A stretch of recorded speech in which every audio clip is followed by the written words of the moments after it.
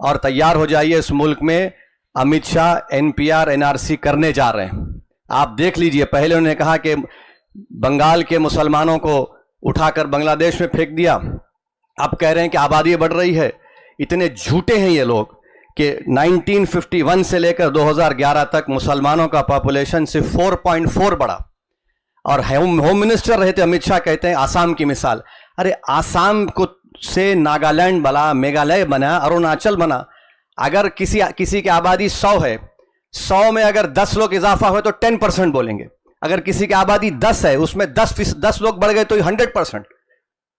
تو یہ ان کا معاملہ ہے. تو یہ NPR NRC بھی کرانا چاہ رہے، بارہ ہر طریقے سے مسلمانوں کی شناخت کو ختم کرنا چاہ رہے، مسلمانوں کی مذہبی جو شناخت ہے اس کو ختم کرنا چاہ رہے ہیں، مسلمانوں کی جو مذہبی عبادت گاہیں اس کو چھیننے کے لیے قانون بنایا گیا. اس سے کوئی مقصد نہیں، صرف تباہ و برباد کرنا. سپریم کورٹ میں جو انٹریم آرڈر آیا وہ یقیناً وقف کی جائیدادوں کو بچا نہیں پائے گا، کیونکہ آپ جانتے ہیں کہ جو انٹریم آرڈر ہے وہ صرف سیکشن 3C جو کلیکٹر کو اجازت تھی اس کے اوپر کسی حد تک روک تھام لگائی گئی. 5 سال کا جو لزوم ہے کہ اس کو مسلمان ثابت ہونا، کورٹ نے کہا کہ رول بنائے جائیں، تو وہ ایک کنڈیشنل سٹے ہے. ایسا رول بنایا جائے گا کہ کوئی مسلمان جو ہے اپنی جائیداد کو وقف بھی نہیں کر پائے گا، اور سوال یہ اٹھے گا کہ کیا آپ مسلمان ہیں یا نہیں. دوسری بات یہ ہے کہ ہم لوگ خوش نہ ہوں کہ سیکشن 3C پر روک لگ گئی. ایک ڈیزگنیٹڈ آفیسر ہوگا جو تحقیقات کرے گا، اور دلی میں 123 پراپرٹیز ہیں جس کا DDA کہتا ہے کہ ان کی جائیداد ہے، جس میں ایک مسجد کے امام محب اللہ ندوی صاحب ہیں. تو آپ لکھ کر رکھ لیجئے کہ ان 123 پراپرٹیز پر بھی بھارت کے وزیر اعظم کی نظر ہے کہ کیسا اس کو حاصل کیا جائے ایک ڈیزگنیٹڈ آفیسر سے. تیسری بات یہ ہے کہ آثار قدیمہ ASI کے تحت آپ سچر کمیٹی اٹھا کر پڑھیے، 170 پراپرٹیز سچر کمیٹی نے لکھا اپنی رپورٹ میں جو وقف کی ہیں، آثار قدیمہ کے ماتحت ہیں، ان کا قبضہ ہے. یہ انکروچر لکھا ہوا ہے ورڈ. اب سپریم کورٹ نے اس پر سٹے نہیں دیا تو اس کا ہوگا یہ کہ جہاں یہ جائیداد وقف تھی اب یہ وقف نہیں رہے گی. ASI اس کو کنٹرول کرے گا، اور اس کا اثر آپ دیکھیں گے سنبھل کی مسجد کے کیس پر پڑنے والا ہے. اور جو موجودہ درگاہیں، خانقاہیں، مساجد پروٹیکٹڈ مونیومنٹ ہے ASI میں، ہو سکتا ہے کہ شرارت کرے وہاں پر کہ آپ صرف جمعے کی نماز پڑھیے یا عرس مت کریے، عمارت فلاں ہے، ایسی ہے.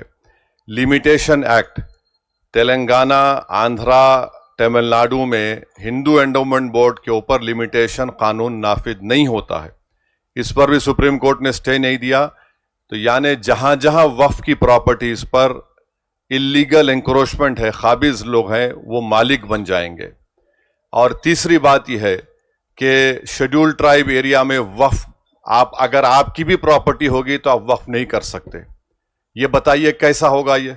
اگر کوئی مسلمان قانونی طور پر شیڈول ٹرائب ہو سکتا ہے تو جائیداد اگر اس کی ہے اور وقف نہیں کرے گا تو کیا یہ آرٹیکل 14 بولیے، آرٹیکل 15 بولیے، 26 بولیے، 29 بولیے، اس کا وائلیشن نہیں ہے؟ وقف الاولاد کے بارے میں ہم بات نہیں کر رہے ہیں. اگر کوئی وقف الاولاد کرنا چاہتا ہے تو بھارت کے وزیر اعظم کو مسلم بیٹیوں سے اتنی محبت ہے کہ ان میں اتنی ہمت نہیں ہے کہ بلقیس بانو کو بلا کر مل سکے، مگر وہ کہہ دیے کہ آپ اپنی جائیداد کو بچیوں کا حق مار کر وقف نہیں کر سکتے. دوسرے دھرم میں آپ اپنی پوری جائیداد کو اپنے بھگوان یا اپنی آستھا کی بنیاد پر دے سکتے ہیں، مگر یہاں پر یہ قانون بنا دیا گیا. افسوس یہ ہے کہ سپریم کورٹ نے اس پر بھی سٹے نہیں دیا، تو وقف الاولاد بھی نہیں ہوگا. اور وقف ایویکیو پراپرٹیز ہیں جو ویسٹرن UP میں، چندی گڑھ میں، پنجاب ہریانہ زیادہ ہے، اب اس کا مالک کلیکٹر بن گیا. اور یہ مت سمجھیے کہ کلیکٹر سروے کرے گا. اب جب کلیکٹر سروے کرے گا تو کلیکٹر ریاستی حکومت کے ماتحت کام کرتا ہے، اور کلیکٹر ایسا سروے کر کے بولے گا یہ پراپرٹی نہیں ہے وقف کی. تو اگر آپ بنیادی طور پر ہم یہ کہہ سکتے ہیں کہ یہ جو سپریم کورٹ نے انٹرم سٹے دیا ہے اس سے وقف کی پراپرٹیز برباد ہو جائیں گی، اور یہ بی جے پی کی حکومت جہاں جہاں جن ریاستوں میں ان کی حکومت ہے وہاں پر وہ وقف کی پراپرٹیز کو برباد کر دیں گے۔ اور حیرت انگیز بات یہ ہے کہ پارلیمنٹ میں ڈیبیٹ سے 10 منٹ پہلے لوک سبھا میں 4 سے 5 امینڈمنٹس پیش کیے گئے اسپیکر کی اجازت سے۔ اس میں شیڈول ٹرائب کا تھا، ٹرسٹ کا تھا۔ ٹرسٹ اس لیے بنایا گیا کہ اب کوئی پراپرٹی بامبے ٹرسٹ ایکٹ کے تحت وقف ہے، تو مودی نے کہا کہ میرے دوست کو بچانا ہے، انہوں نے ایک یتیم خانے پر اپنا عالیشان محل بنایا ہے، تو انہوں نے کہا کہ اب ٹرسٹ جو پہلے بنایا گیا اور اب بنایا جائے گا وقف کی پراپرٹی نہیں ہوگی۔ تو یہ پورا ایک منصوبہ بند طریقے سے مسلمانوں کی مساجد کو، وقف کی جائیدادوں کو چھیننے کے لیے یہ قانون بنایا گیا۔